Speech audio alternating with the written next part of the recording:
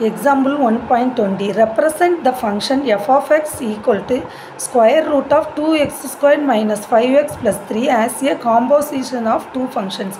f of x னு ஒரு function இருக்குது. இந்த ஃபங்க்ஷனை என்ன பண்ணுறோன்னா ரெண்டு காம்போசிட் ஃபங்க்ஷனாக எப்படி எழுதணும் அப்படின்னு சொல்கிறாங்க. இப்போ நம்ம என்ன பண்ணுறோம், f of x equal to square root of 2x squared minus 5x plus 3ன்னு எடுத்துக்கிட்டோம். இது ரெண்டு காம்போசிட் ஃபங்க்ஷன் ஆகும். அப்போ இதை ஒன்று நம்ம உள்ளே இருக்கிறத மட்டும் தனியாக எடுத்துக்கிட்டோம். f2 of x equal to 2x squared minus 5x plus 3ன்னு எடுத்துக்கிட்டோம். அடுத்து f1 of x equal to square root of xன்னு எடுத்துக்கிட்டோம். இப்போ இந்த ஃபங்க்ஷனை எப்படி எழுதலாம் பாருங்கள். இந்த கொடுத்துருக்க ஃபங்க்ஷனை f of x equal to f1 f2 of xன்னு எழுதுகிறோம். எப்படின்னு பாருங்கள். இதை எப்படின்னு சொல்கிறேன்.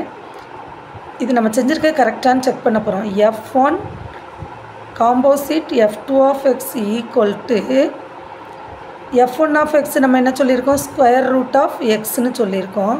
Composite 2x squared f2 of x என்னது 2x squared minus 5x plus 3.